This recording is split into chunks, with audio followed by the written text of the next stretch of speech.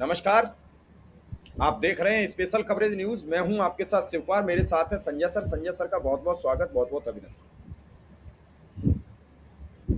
Bharatiya Janata party का ग्रह चक्र और चाल बड़ा विपरीत फंसा हुआ है। मुझे नहीं मालूम वो इस ग्रह चक्र से कैसे निकलेंगे।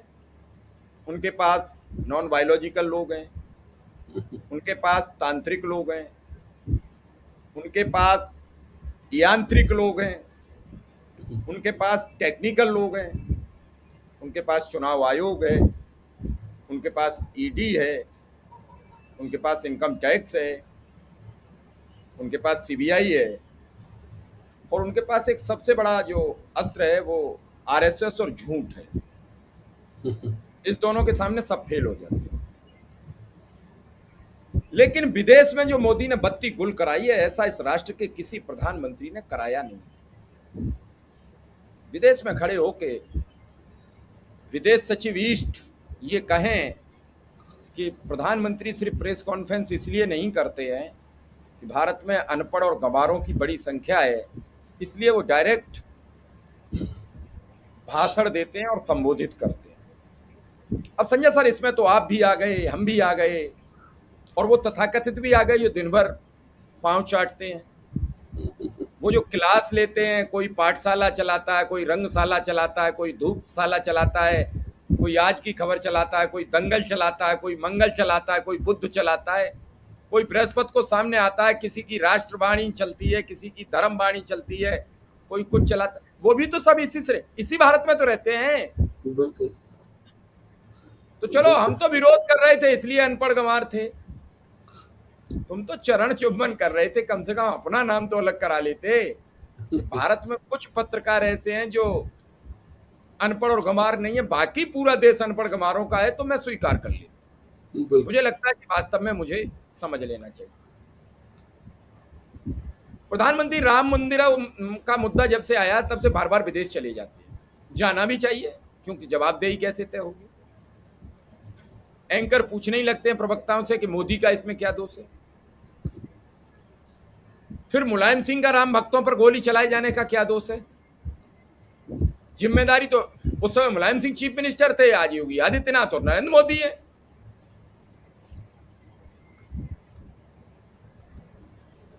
दूसरे जो विदेशी खबरें आ रही हैं, ऑस्ट्रेलिया का पत्रकार अलग कह रहा है, न्यूजीलैंड का कह रहा है कि प्रधानमंत्री तो 20 मिनट बोलते हैं तो 10 मिनट सोते हैं, और हमारे देश में बताया जाता है प्रधानमंत्री 24 घंटे काम करते हैं।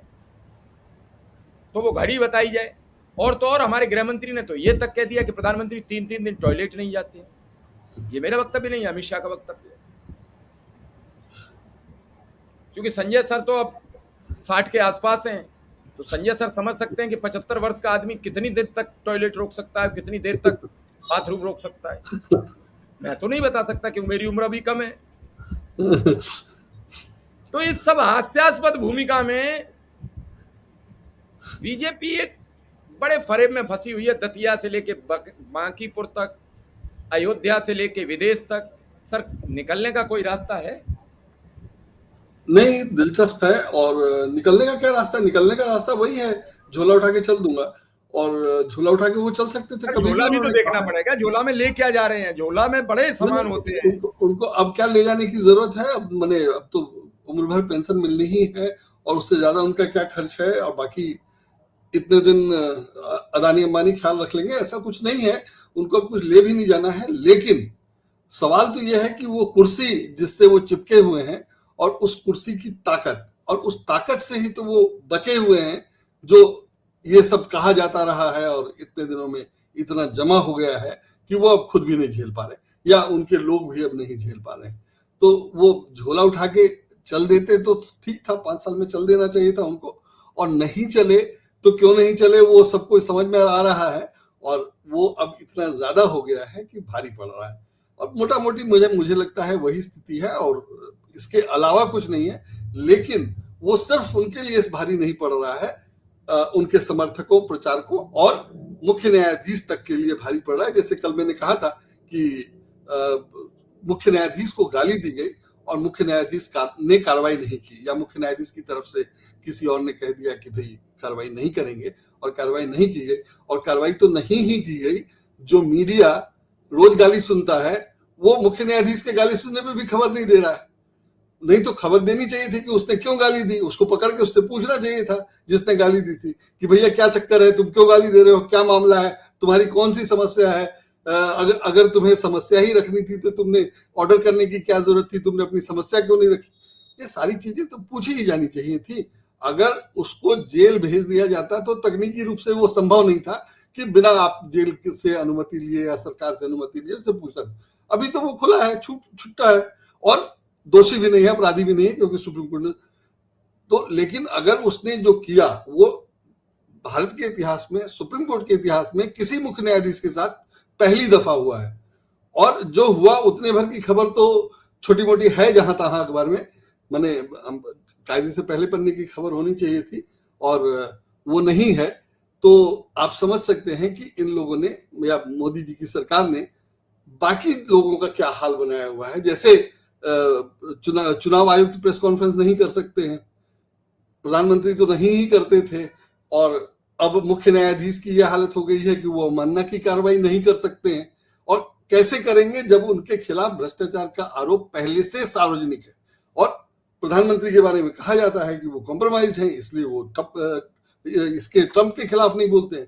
तो जो हालत है, और हालत इसलिए है कि ये कह करके कि प्रधानमंत्री बहुत अच्छे वक्ता हैं, बहुत महान हस्ती हैं, ये सब झूठा सच्चा प्रचार करके उनको महान बनाया गया था जो असल में नहीं थे। तो अब सबको पता है कि वो टेलीप्रॉम्प्टर से महान है, टेलीप्रॉम्प्टर से पढ़ते हैं, लेकिन समस्या ये है कि उनके पास भाषण लिखने वाले भी अच्छे लोग नहीं हैं। और उसका पता इससे चल रहा है कि उपचुनाव में इनके पास अब उम्मीदवार अच्छे नहीं है। माने उम्मीदवार अच्छे नहीं है का मतलब भाजपा का अपना बनाया हुआ संकट ही है। नहीं तो तमाम अच्छे अच्छे लोग हैं, किसी को भी लड़ाया जा सकता है और भाजपा के टिकट पे चुनाव लड़ने से कौन मना करेगा। लेकिन इनकी जो शर्तें हैं कि किसको लड़ाना है, ऐसे ही आदमी को लड़ाना है जो किसी लायक ना हो या कुछ बोल ना सके या जिसकी रीढ़ ही ना हो, तो बिना रीढ़ वाला आदमी कैसे मिलेगा, या बिना रीढ़ वाला मिलेगा तो वो चुनाव लड़ेगा कैसे, लड़ेगा तो जीतेगा कैसे, वगैरह वगैरह। ये समस्या अब आने लगी है। अभी तक तो चल गया और जाहिर है ये सब कुछ ही समय चलता है, तो अभी तक तो चलता रहा। लेकिन जो बांकीपुर में उपचुनाव के लिए बीजेपी ने जिसको उम्मीदवार बनाया उसका टिकट काटना पड़ा। जो भी कारण है वो भाजपा का अंदरूनी मामला है, मेरी उसमें दिलचस्पी नहीं, लेकिन इनको काटना पड़ा। और काटकर इन्होंने जिसको दूसरे को जो टिकट दिया उसके मामले में भी विवाद है और उस पर भी परेशानी है कि उसने 12 ही साल में भाजपा ज्वाइन कर लिया था। तो अब माने जो बचे हैं या जिनको भाजपा टिकट दे रही है या भाजपा के पास जो टिकट लेने आ रहा है, जो भी जैसे भी उसको देखिए, कि वो ऐसे लोग हैं कि 1994 में जन्म हुआ और 2014 में या जब आप 12-14 साल के थे तो आपने भाजपा ज्वाइन कर ली और अब उसको टिकट भी मिल गया।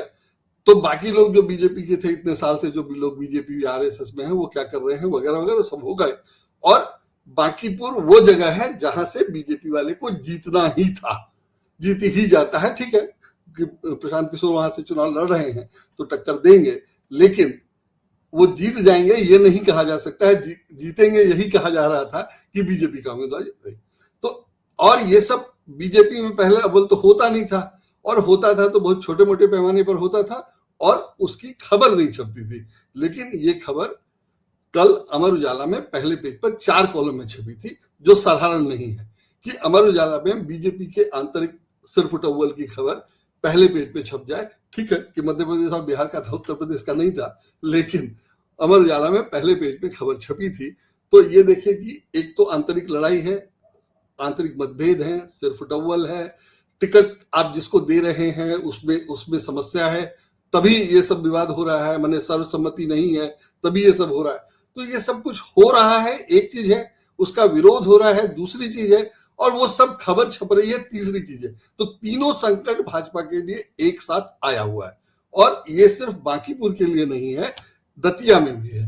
अब दतिया की कहानी ये है कि वहां से बीजेपी चुनाव हार गई थी, कांग्रेस का उम्मीदवार जीत गया था। कांग्रेस के उम्मीदवार के खिलाफ कोई दूसरा पुराना मामला था जिसमें उसको सजा हो गई है। सजा हो गई है तो वो विधायक नहीं रह सकते हैं, तो उनको अब वो उनकी सदस्यता चली गई, तो इसलिए उपचुनाव हो रहे हैं। तो सामान्य तौर पे जो चुनाव हार गया था बीजेपी की तरफ से, बीजेपी का टिकट उसको दिया जाना चाहिए, ये सामान्य स्थिति है। लेकिन टिकट देने वाला तय करेगा, नहीं तो टिकट देने वाला होता किस लिए है? अगर कंप्यूटर से ही चुनाव हो रहा होता, डिजिटल सब फैसला हो रहा होता तो ठीक है। लेकिन अगर चुनाव टिकट बांटने वालों ने उनको टिकट नहीं दिया तो जाहिर उसका कारण है क्योंकि वो हार गए थे। अगर वो हार गए थे और उन्हीं को टिकट देना है तो फिर उपचुनाव का फायदा क्या हुआ? और जाहिर है बीजेपी अगर चुनाव दोबारा लड़ रही है और जीतना चाहती है तो उम्मीदवार बदल के आजमाना तो पहली जरूरत है या पहला तरीका है। उसी उम्मीदवार को जिताने के लिए तो जो वही उम्मीदवार तो तब जीतेगा ना जब भाजपा ने कुछ खास किया होता या उस उम्मीदवार ने कुछ खास किया होता। मैं नहीं जानता उसको उम्मीदवार ने जीतने के लिए क्या किया है, लेकिन भाजपा अगर ये मान रही है कि उसके नंबर कम हुए हैं या उसकी स्थिति खराब हुई है और उसी उम्मीदवार को अब उतने वोट नहीं मिलेंगे तो ये भाजपा का अपना मामला है।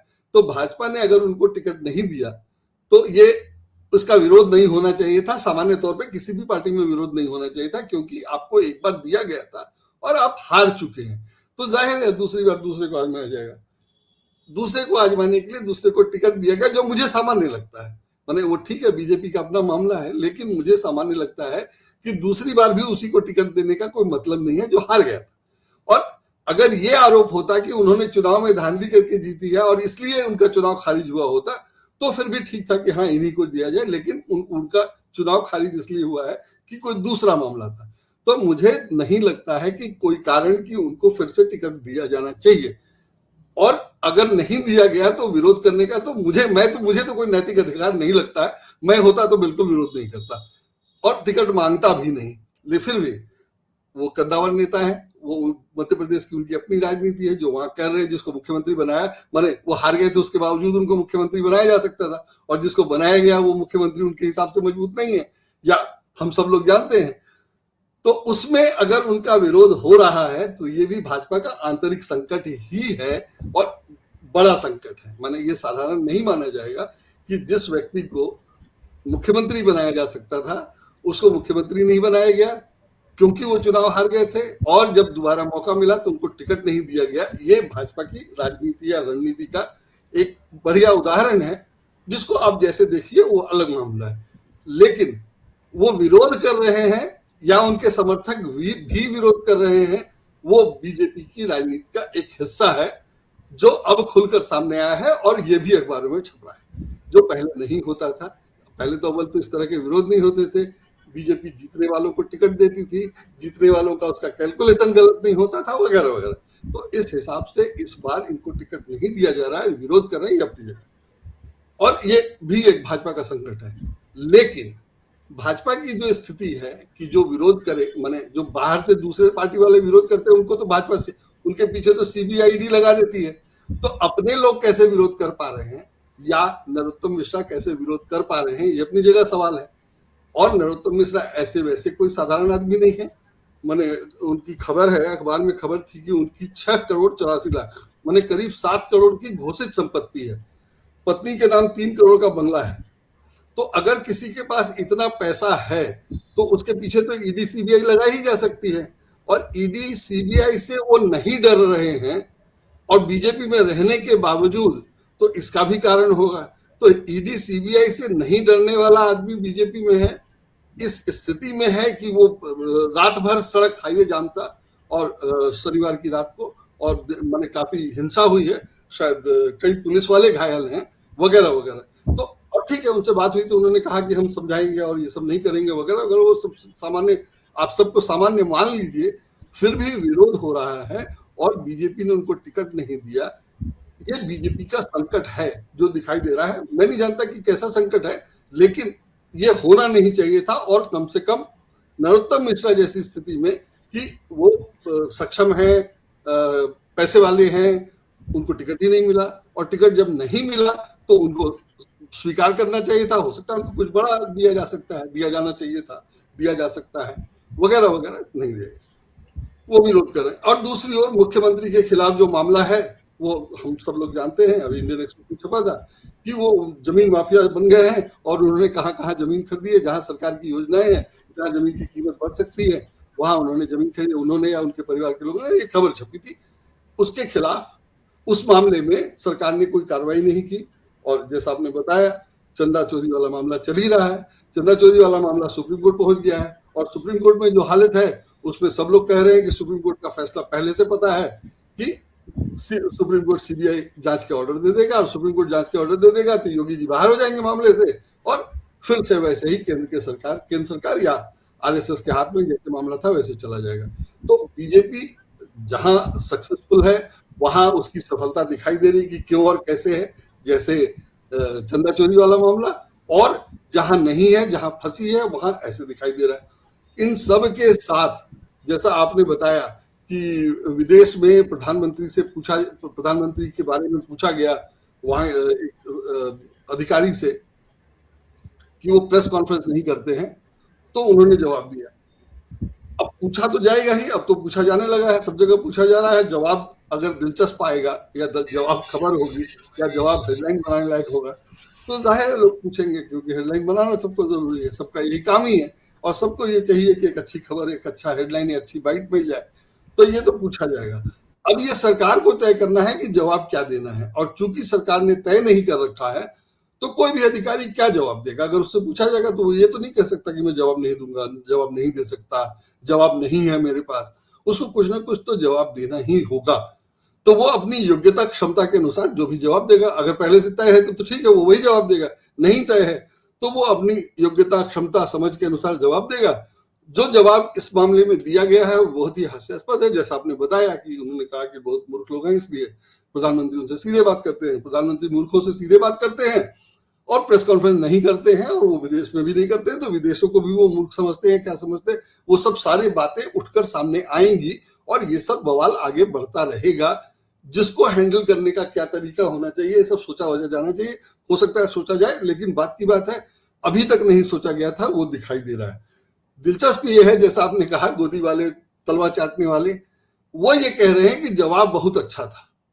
अब ये जवाब अगर अच्छा था और कहा जा रहा है कि बहुत अच्छा था और प्रधानमंत्री यही समझ रहे हैं कि जवाब अच्छा था, तो जाहिर है कि कोई जवाब तैयार नहीं किया जाएगा, स्टैंडर्ड जवाब तैयार नहीं किया जाएगा, कोई मानक जवाब नहीं होगा या सोच समझकर कोई बढ़िया जवाब नहीं तैयार किया जाएगा।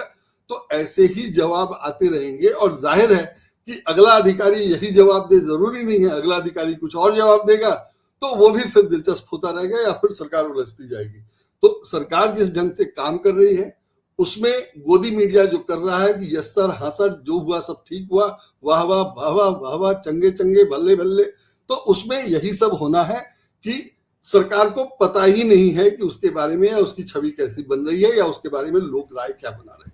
तो इस तरह से चलता रहेगा और यही चल रहा है, जिसके कारण हम लोगों को दिखाई दे रहा है कि सरकार मुश्किल में है। और निश्चित रूप से मुश्किल में तो सरकार है ही है, नहीं तो कुछ काम की बात हो रही होती। अब अखबारों में ये खबर छप रही है कि प्रधानमंत्री 40 साल में पहली बार गए। तो प्रधानमंत्री 40 साल में पहली बार गए तो कौन सी बहादुरी है ये? ऐसा तो है नहीं कि युद्धग्रस्त या दंगाग्रस्त क्षेत्र था जहां वो उतर गए और उन्होंने गोलियों की परवाह नहीं की या कोई उसका सुपरमैन का जैकेट पहन के गए थे। भाई आपको, आपने कहा कि आपको जाना है या उसने बुलाया, आप चले गए, भारत सरकार के खर्चे पर चले गए, तो उसमें कौन सा तीर मार दिया? सवाल तो ये है कि आपको जाने की जरूरत क्या थी, और अगर जरूरत थी तो वही थी कि आपको कोई एक पुरस्कार मिल जाएगा, वो पुरस्कार जो न पहले किसी को दिया गया न बाद में किसी को दिया गया। तो सर मणिपुर क्यों नहीं गए? मणिपुर क्यों नहीं गए? कहा नहीं है मणिपुर? हाँ, नहीं, मणिपुर तो विदेश जाने का नहीं है, वो तो भारत तो पूरा उनका अपना है, वो जाए या न जाए वो तो उनका है, लेकिन विदेश जा रहे हैं, इसको प्रचारित किया जा रहा है कि वहां चले गए। और वही मैं कह रहा था कि ऐसे प्रचारित किया जा रहा है कि जैसे वहां चारों तरफ से गोलियां चल रही थी और ये कोई सुपरमैन की तरह सुपरमैन का जैकेट पहन के गए थे कि इन पर कुछ असर नहीं हुआ। तो वही मणिपुर जाना चाहिए तो मणिपुर जा नहीं रहे हैं। इस पर जवाब देना चाहिए, चंदा चोरी पे तो जवाब नहीं दे रहे हैं। विदेश में पूछा जाए कि प्रेस कॉन्फ्रेंस क्या क्यों नहीं करते हैं तो उसका क्या जवाब हो, ये जवाब होना चाहिए। ये जवाब तय करके जाए ना तो ढंग का जवाब देगा, नहीं तो जो जवाब है वो तो भारत के लिए बहुत अपमानजनक है।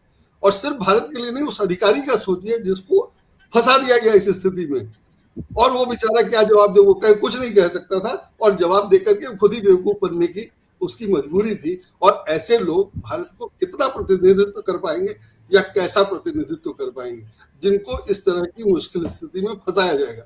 तो ये सब हो चुका है, तो और दिखाई दे रहा है कि सब तरह से मुश्किल है, लेकिन अगर सरकार इसको मुश्किल नहीं समझ रही है, या मीडिया नहीं समझ रहा है, मीडिया नहीं बता रहा है, या मीडिया कह रहा है कि बहुत बढ़िया जवाब दिया, सबको ये क्या बोलते हैं, सबकी गिग्गी बन गई, या सब लोगों को तगड़ा जवाब दिया, सब लोग चुप हो गए, वगैरह वगैरह, तो ठीक है, फिर तो यही चलता रहेगा और फिर वो ऐसे ही जवाब देते रहेंगे जिसपे हंसी उड़ती रहेगी, और यही हो रहा है। उसमें आंतरिक विरोध जो है वो विधानसभा का उम्मीदवार चुनने के लिए, ना कितने राज्य, कितने विधानसभा के चुनाव और कितने उम्मीदवार, उसके लिए आपके पास एक उम्मीदवार नहीं है ढंग का, या आप जिसको ढूंढ रहे हैं उस पर विवाद हो जा रहा है। ये स्थिति है बीजेपी की, जो दुनिया की सबसे बड़ी पार्टी, सबसे अच्छी, सबसे अनुशासित, अलग चाल चरित्र चेहरे वाली पार्टी थी, और 12 साल सत्ता में रहने के बाद उसका ये विकास है कि टिकट के लिए एक जगह आप टिकट दे रहे हैं तो वो चुनाव लड़ने से मना कर दे रहा है, और दूसरी जगह जिसको दे रहे हैं वो जिसको नहीं दे रहे हैं वो दंगा करा दे रहा है, या उसके समर्थन में दंगा हो रहा है। जो कि दंगा करा दे रहा है कहना ठीक नहीं है, लेकिन उसके विरोधियों ने इतना हंगामा किया कि एकदम खबर चर्चा में आ गई, और जो खबर नहीं छपती थी वो भी खबर छप गई। तो ये स्थिति हो गई है। तो मुझे लगता है कि कुछ करना चाहिए, और ठीक है, सक्षम लोग हैं, चाणक्य हैं वहां, तो कुछ न कुछ करेंगे, तो अब देखा जाए क्या करते हैं। लेकिन अभी तो चलिए सर, रिपोर्ट है वो अच्छी नहीं है। इस खबर को अब यहीं विराम देते हैं, फिर देखते हैं क्या होता है नया ताजा। बिल्कुल। आपका बहुत बहुत आभार, बहुत बहुत धन्यवाद।